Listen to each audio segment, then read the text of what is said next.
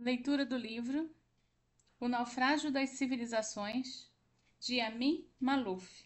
Um olhar profundo sobre o nosso tempo para entender três feridas do mundo moderno: os conflitos identitários, o islamismo radical e o ultraliberalismo. O comentário que fizeram, o jornal Le Point fez sobre o livro, diz que, marcado pelo fracasso do modernismo árabe, Maalouf aponta para o início de todos os males, 1979, a sua dupla revolução conservadora, tanto religiosa, pelo Irã, quanto econômica, com Margaret Thatcher, na Inglaterra. Então, dar o nome errado às coisas é acrescentar ao infortúnio do mundo que escreveu Camus. Maalouf nomeia-os bem, sem medo de ser chamado de Cassandra. Da editora de Vestígio, ele dedica à mãe, ao pai e aos sonhos frágeis que eles transmitiram. O que reserva o futuro só os deuses conhecem. Só eles são possuidores de todas as luzes. Os homens, sábios do futuro, só percebem o que é iminente. Por vezes, quando estão de todo mergulhados em seus estudos, seus sentidos se põem em vigília. Através deles então, vem à tona o chamado secreto dos fatos que virão à luz e eles o escutam com recolhimento. Constantinos Cavafis viveu de 1863 a 1933. O autor então começa: nasci com boa saúde nos braços de uma civilização que morria, e durante toda a minha existência tive a sensação de sobreviver, sem mérito nem culpa, a uma multiplicidade de coisas que em torno de mim ruíam. Como esses personagens de filmes que percorrem ruas cujas paredes vão desmoronando, e mesmo assim saem ilesos, sacudindo a poeira das roupas, deixando para trás a cidade vertida numa montanha de escombros. Foi esse o meu triste privilégio, desde o primeiro suspiro, mas é também, sem dúvida, uma característica da nossa época, se comparada às que nos precedem. Antigamente, os homens tinham a impressão de que eram criaturas efêmeras num mundo imutável. As pessoas viviam em terras que seus pais haviam habitado, trabalhavam como eles haviam trabalhado, cuidavam-se como eles foram cuidados, instruíam-se como eles se instruíram. Rezavam da mesma maneira, deslocavam-se pelos mesmos meios. Meus 4 avós e todos os seus antepassados de 9 gerações nasceram sobre a mesma dinastia otomana. Como poderiam duvidar que essa fosse eterna? Da mesma Rosa, na memória de Rosa, jamais se viu morrer o jardineiro. Suspiravam os filósofos franceses das luzes ao refletir sobre a ordem social e a monarquia do seu próprio país. Hoje, as rosas, pensantes que somos, vivem cada vez mais, enquanto os jardineiros morrem. Então, no espaço de uma vida, temos tempo suficiente para ver desaparecerem países, impérios, povos, línguas, civilizações. A humanidade se transmuta a nossos olhos. Jamais sua aventura foi tão promissora ou arriscada. Para um historiador, o espetáculo do mundo é fascinante. Falta ainda ele conseguir acomodar-se à angústia dos seus próximos e às suas próprias inquietações. Foi no inverno do Levante que eu nasci. Mas hoje esse universo é a tal ponto ignorado que a maioria dos meus contemporâneos nem deve mais saber a que estou me referindo. É verdade que eu jamais houve uma nação que tivesse esse nome. Quando os livros falam do Levante, sua história é quase sempre imprecisa e sua geografia móvel. Em suma, um arquipélago de cidades mercantis, em geral costeiras, mas não sempre, indo da Alexandria a Beirute, Trípoli, Alepo ou Esmirna, de Bagdá a Mossul, Constantinopla ou Salônica, até Odessa ou Sarajevo. Tal como eu, o emprego, esse vocábulo obsoleto, designa o conjunto de lugares nos quais as velhas culturas do Oriente Mediterrâneo frequentaram outras culturas mais jovens, do Ocidente. De sua intimidade deveria nascer para todos os homens um futuro diferente. Eu voltarei mais detidamente a esse encontro perdido, mas devo dizer uma palavra, desde já, para dar maior precisão a meu pensamento.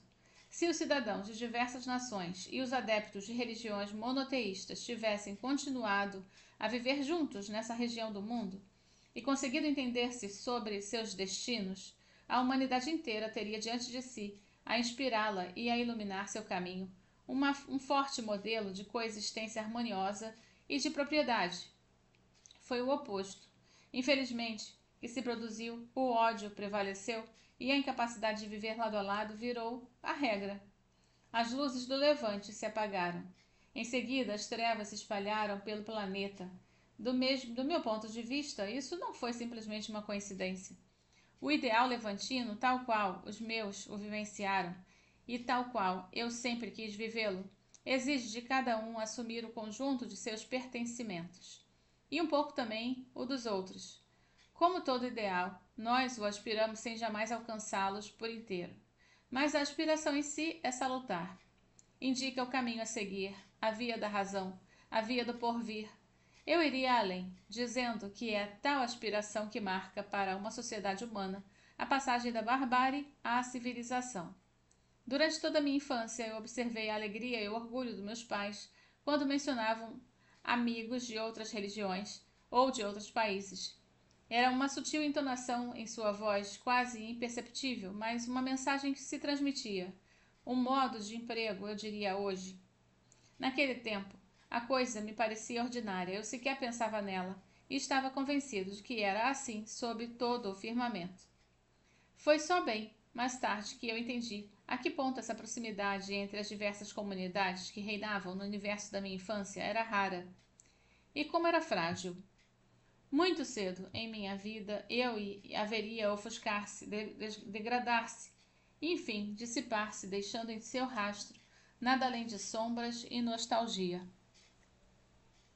Terei eu razão de dizer que as trevas baixaram sobre o mundo assim que as luzes do levante se extinguiram. Não seria incongruente falar das trevas agora, quando assistimos, meus contemporâneos e eu, ao avanço tecnológico mais espetacular de todos os tempos.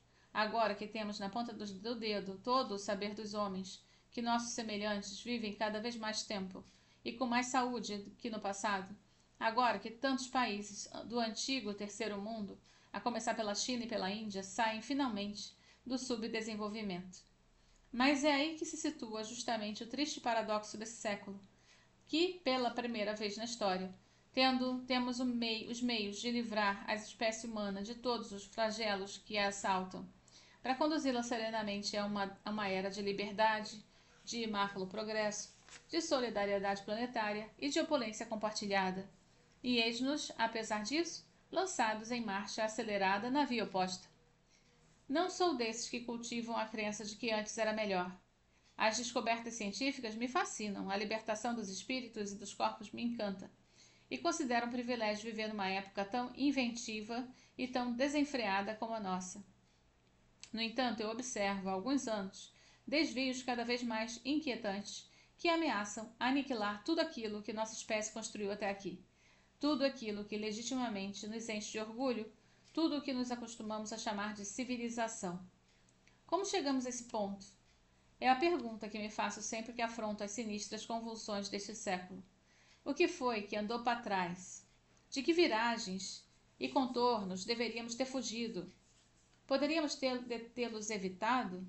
E hoje ainda é possível corrigir o leme?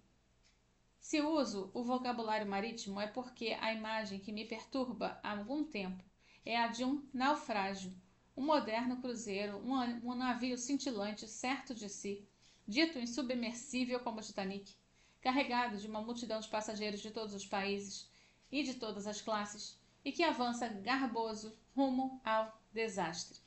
Precisarei acrescentar que não é na posição do simples espectador que observo sua trajetória. Eu estou a bordo com todos os meus contemporâneos, os que mais amo, os que não amo tanto, com tudo que construí, ou creio ter construído. Sem dúvida, eu me esforçarei ao longo deste livro para manter o tom mais ponderado possível. Mas é com temor que eu vejo se aproximarem as montanhas de gelo que se perfilam diante de nós. E é com fervor que eu peço aos céus, à minha maneira, que tenhamos sucesso em contorná-la. O naufrágio nada mais é, diga-se de passagem, que uma metáfora, necessariamente subjetiva, forçosamente aproximativa. Seria possível descrever os sobressaltos do século por meio de várias outras imagens, mas é essa que me assombra. Não se passa um só dia, nos últimos tempos, sem que ela venha a meu espírito. É comum, demasiado comum, infelizmente, minha região natal surgir como objeto de tais receios. Todos esses lugares cujos nomes antigos adoro pronunciar: Assíria, Nínive, Babilônia, Mesopotâmia, Êmese, Palmira, Tripolitânia, Cirenaica, ou o reino de Sabá, outrora chamado de a Arábia Feliz, herdeiras das mais antigas civilizações, o Império Otomano. Suas populações tentam escapar, amontoadas sob jangadas, exatamente como no antigo naufrágio. Às vezes é o aquecimento climático que está em causa, as gigantescas geleiras que não param de derreter, o Oceano Ártico que durante o verão volta a ser navegável pela primeira vez em milênios, os enormes blocos que se soltam do Antártico, as nações insulares do Pacífico que tremem sob o risco de submergir. Será que eles irão testemunhar nas próximas décadas naufrágios apocalípticos? Outras vezes a imagem é menos concreta, menos pungente do ponto de vista humano e mais simbólica. Assim, quando contemplamos Washington, capital da maior potência mundial, da qual se espera o exemplo de uma democracia adulta e de uma autoridade quase paternal sobre o restante do planeta, não é um naufrágio que ela se assemelha? Nenhum barco de imigrantes flutua sobre o rio Potomac, mas, em certo sentido, é a cabine de comando do navio dos homens que está inundada, e é a humanidade inteira que se vê a pique. Em outras ocasiões, é da Europa que se trata. A meus olhos, seu sonho de união é um dos mais promissores de nosso tempo. O que foi feito dele? Como podemos deixá-los estragar a tal extremo, quando a Grã-Bretanha decidiu deixar a União Europeia? Os responsáveis pelo continente apressaram-se em minimizar o acontecimento e prometer iniciativas audaciosas entre os membros restantes para relançar o projeto. Espero no fundo do meu coração que tenham sucesso. Vimos nas notícias que já tiveram. Mas enquanto espero, não posso censurar o murmúrio que me ecoa. Que naufrágio! Longa é a lista de tudo o que ainda ontem era capaz de fazer sonharem os homens, de elevar seus espíritos, de mobilizar sua energia, e que hoje perdeu seus atrativos. Não me parece exagero associar essa desmonetização dos ideais, que não cessa de se expandir e que afeta todos os sistemas, todas essas doutrinas, a um naufrágio moral generalizado.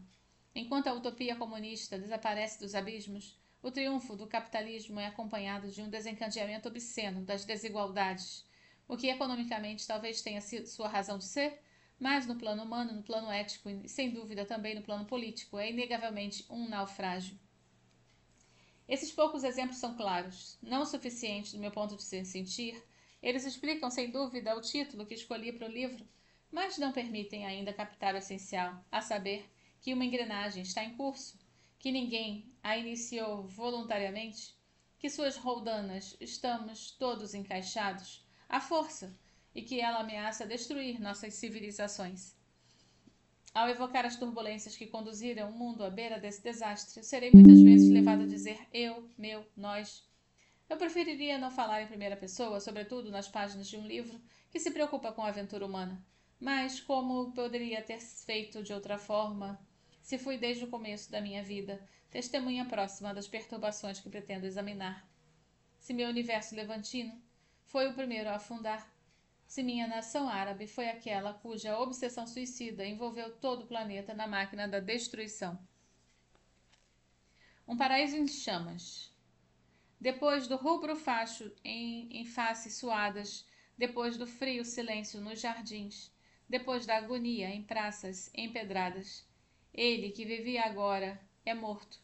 Nós que vivíamos, ora morremos, com alguma paciência. T.S. Eliot, que viveu de 1888 a 1965, esse poema é do The Wasteland. Capítulo 1. Eu não conheci o Levante, em sua época de ouro. Cheguei tarde demais, quando do grande teatro só restava um cenário em retalhos, e do banquete as migalhas.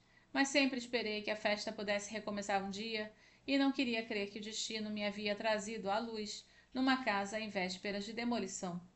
Casas, meus parentes haviam construído algumas, entre a Anatólia, o Monte Líbano, as cidades costeiras e o Vale do Nilo, e as abandonaria uma após outra.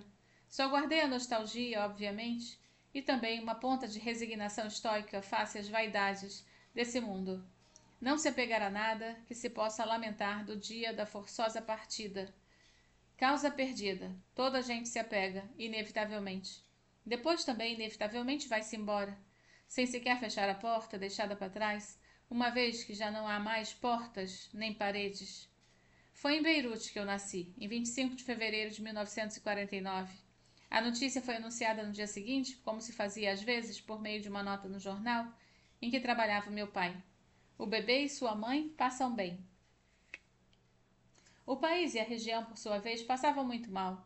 Poucas vezes me davam conta à época, mas a descida aos infernos já havia começado e não cessaria mais. O Egito, pátria adotiva da minha família materna, estava em ebulição. Em 12 de fevereiro de 49, 2 semanas antes do meu nascimento, Hassan el-Banna, fundador da Irmandade Muçulmana, foi assassinado. Naquele dia, ele visitara um de seus aliados políticos. Ao sair do prédio, um carro se aproximou e um atirador o alvejou. Mesmo atingido, ele não caiu. A sua ferida parecia sem muita gravidade. Conseguiu até correr atrás do veículo e anotar o número da placa. Foi assim que se soube que o carro dos matadores pertencia a um general da polícia. Em seguida, el-Banna dirigiu-se a um hospital para se tratar. Seus partidários pensaram tê-lo visto sair durante o dia com um simples curativo. Preparavam-se para carregá-lo em triunfo, mas uma hemorragia interna o esvaziaria de todo o sangue. Algumas horas mais tarde estava morto. Tinha apenas 42 anos. Seu assassinato era uma resposta ao do primeiro-ministro egípcio, Nokrashi Pasha, abatido por um membro da Irmandade um mês antes, em 28 de dezembro. O matador, um estudante de medicina, disfarçara-se de agente de polícia para se infiltrar num prédio oficial, aproximar-se do homem de Estado e atirar a queima-roupa no momento em que ele entrava no elevador. Assassinato este, que por sua vez era uma reação à decisão tomada pelo governo em 8 de dezembro de dissolver a confraria. A queda de braço entre uma organização islamista e as autoridades do Cairo já durava 20 anos. Na véspera do seu nascimento, a escalada se agravou de forma singular. Ao longo das décadas, o conflito havia provocado numerosos episódios sangrentos, assim como longas tréguas sempre seguidas de recaídas. No instante mesmo em que escrevo essas linhas, a queda de braço continua. O enfrentamento iniciado no Egito nos anos 20 terminaria por repercutir no mundo inteiro, do Saara ao Cáucaso e das montanhas do Afeganistão às Torres Gêmeas de Nova York, destruídas em 11 de setembro de 2001 por um comando suicida tendo à frente um militante islamista egípcio. Em 1949, a troca de agressões entre as autoridades e a Irmandade, por mais violenta que fosse, não afetava ainda a vida cotidiana. Por isso minha mãe não hesitou em nos levar ao Cairo. Minha irmã mais velha e eu, 4 semanas depois de eu nascer, era bem mais cômodo cuidar de nós com a ajuda de seus pais e das pessoas que tinham a seu serviço. No Líbano, meu pai, que vivia de salário de redator, não podia proporcionar as mesmas facilidades. Então, quando lhe sobrava tempo, acompanhava minha mãe à casa dos pais dela, coisa que fazia sem desgosto. Ele venerava o passado do Egito e tinha admiração por sua efervescência cultural, seus poetas, pintores, seus músicos e seu teatro, seu cinema, seus jornais, suas editoras. Foi por sinal no Cairo que ele havia publicado em 1940 seu primeiro livro, uma antologia de autores levantinos em língua inglesa. Foi também no Cairo, na igreja greco-católica, que meus pais se casaram, em dezembro de 45.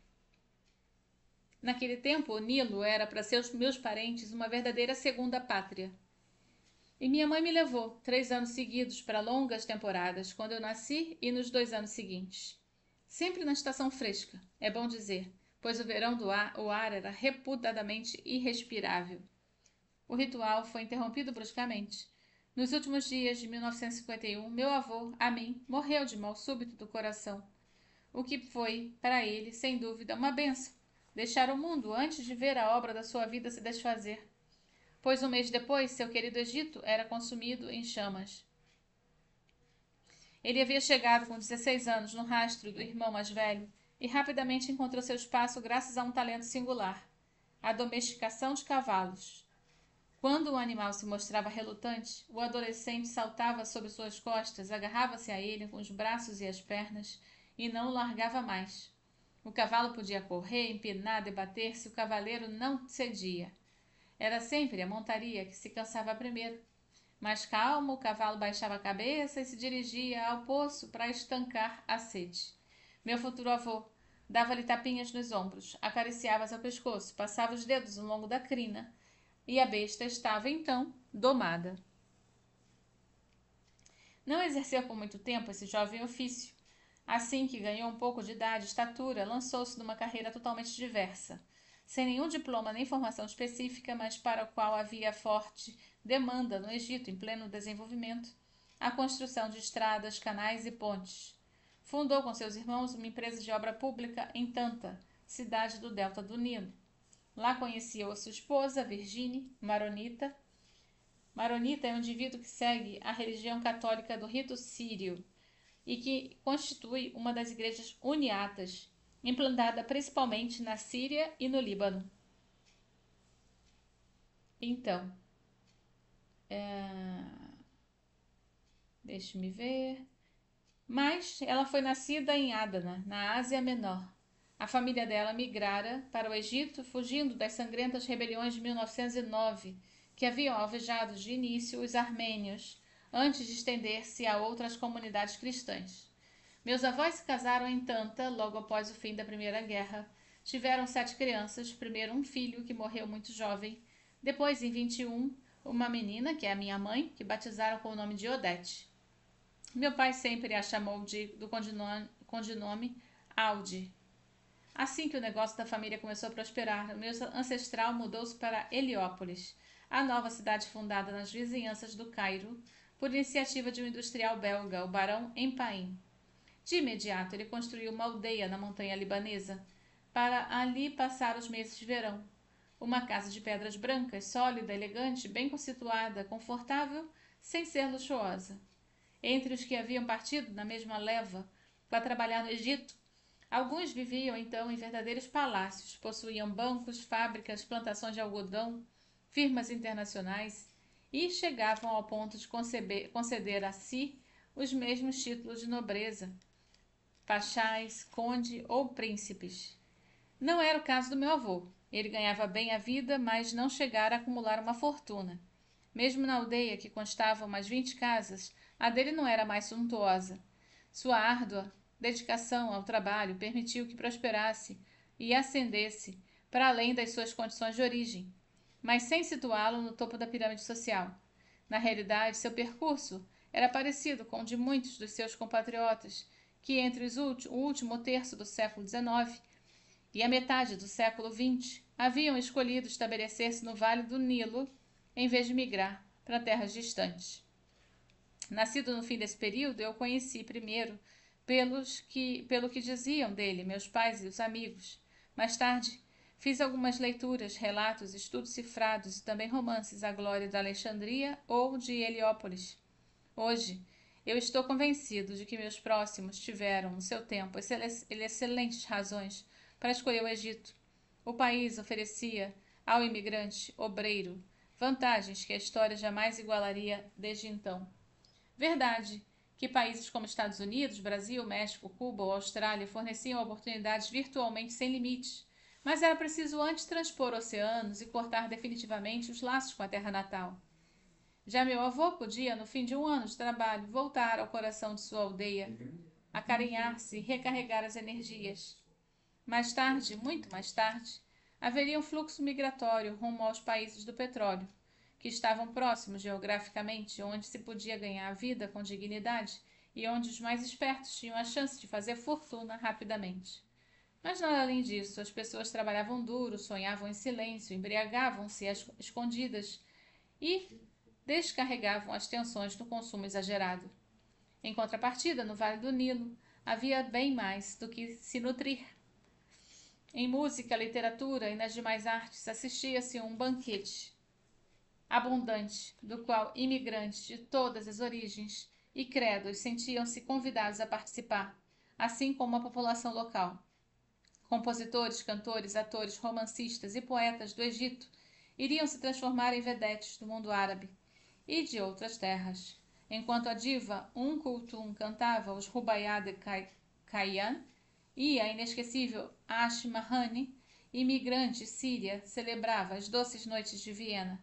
Leila Mourad, nascida Assolini, herdeira de uma longa tradição de músicos judeus, fazia vibrarem as salas de espetáculo com a sua canção clássica, que versejava: "Meu coração é o meu único guia". Esse movimento iria mesmo irradiar-se a partir do Levante e na língua árabe, para outros universos culturais. É significativo, por exemplo, que My Way, canção emblemática de Frank Sinatra, tenha sido inicialmente escrita por Claude François, um francês do Egito, antes de ser adaptada para o inglês por Paul Anka, um americano de origem sírio-libanesa. Aliás, mesmo na França, o Music Hall investiu, por muito tempo, em estrelas nascidas no Egito, como Dalila, Georges Moustaki, Guy Béard ou o próprio Claude François. E esse é um domínio entre muitos outros. Quando meu avô ia ao Ministério Egípcio das Obras Públicas obter concessões para suas empreitadas, havia na mesma administração, num dos andares atrás do escritório, um funcionário chamado Constantinos Cavafis. Ninguém sabia naquele tempo que ele seria um dia considerado o maior poeta grego de todos os tempos. Nascido na Alexandria, em 29 de abril de 1863, morto em Alexandria em 29 de abril de 1933, dizem seus biógrafos, nada permite supor que os dois homens tenham se conhecido, mas gosto de imaginar que podem ter trabalhado juntos em algum processo de irrigação. Também em Alexandria nascera em 1888, o grande poeta italiano Giuseppe Ungaretti, que ali viveu seus primeiros anos. Sua mãe era dona de uma padaria. Meu pai, que ao contrário de muitos compatriotas não era um homem rico, conhecia o Egito inteiro pelos seus poetas. Com frequência recitava de cor os versos deles, e de tanto ouvi-los, guardei alguns na memória. Seu modelo era Ahmed Shawki, a quem chamava de príncipe dos poetas, visto como baluarte de uma renascença cultural árabe que se pensava à época ser inevitável e iminente, e que emergiria, sem dúvidas, do leito do vale do rio Nilo. Quando Shawki visitava o Líbano, era um evento de peso, noticiado e com destaque nas primeiras páginas dos jornais. Aonde ia, era seguido por um enxame de jovens escritores. Meu pai orgulhou-se a vida inteira de tê-lo encontrado um dia, em um restaurante ao ar livre. Depois de encher um copo de cerveja, o poeta aproximava a bebida da orelha, inclinando a cabeça ligeiramente para trás, explicando as convinhas com que esse ruído característico era chamado, pelos autores árabes de outros tempos, jarsh. Um detalhe sem grande importância, mas do qual meu pai falava com emoção, porque trazia à sua memória a voz e o gesto de Shawki. Quando estou em Roma, vou às vezes ao parque da Vila Borghese, onde há uma estátua do poeta egípcio usando gravata borboleta, uma rosa entre os dedos, a cabeça ligeiramente caída para trás, como nas lembranças do meu pai. Tão importante quanto o príncipe Shawki, a igualmente representativa dessa promissora época era Taha Hussein, apelidado de o reitor das letras árabes. Originário de uma família de aldeões, pobres, cego desde os 3 anos de idade por causa de uma doença mal curada, ele soube transpor sua deficiência e tornar-se o intelectual egípcio mais respeitado de seu tempo. Homem das luzes, claramente modernista, ele convidava os pesquisadores árabes a reestudar a história com as ferramentas científicas modernas, no lugar de repetir indefinidamente as ideias recebidas dos antigos. Uma forte polêmica eclodiu em 1926, quando ele publicou uma obra da qual afirmava que a poesia árabe, considerada como pré-islâmica, fora inteiramente reescrita numa época posterior, num contexto de rivalidade entre as diferentes tribos, o que pareceu chocante.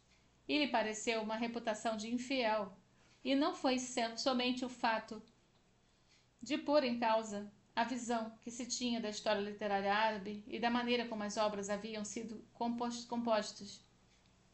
O que queriam, sobretudo, era impedi-lo de aplicar seu método iconoclasta aos textos religiosos.